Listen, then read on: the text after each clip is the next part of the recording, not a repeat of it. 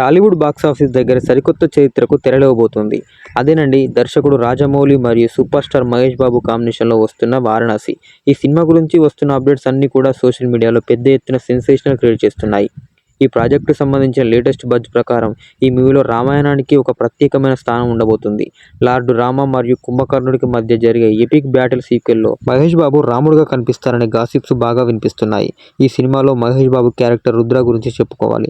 తను ఒక rugged archaeologist మరియు ఎక్స్ప్లోరర్. భూమి వైపు వస్తున్న భారీ గ్రహశకలం శంభవి గురించి, ఆ ప్రమాదం నుండి భూమిని కాపాడడానికి తాను చేసే ప్రమాదమైన మిషన్ దీనిలో ప్రధాన ఆకర్షణ.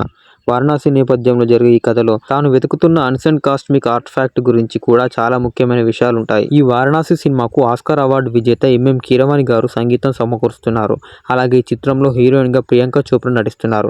ఆమె ఇందులో మందాకి అనే పాత్ర పోషిస్తున్నారు. మహేష్ బాబు పుట్టినరోజు సందర్భంగా విడుదలైన ఆయన తొలి లుక్కి సోషల్ మీడియాలో మిశ్రమ స్పందన వచ్చింది.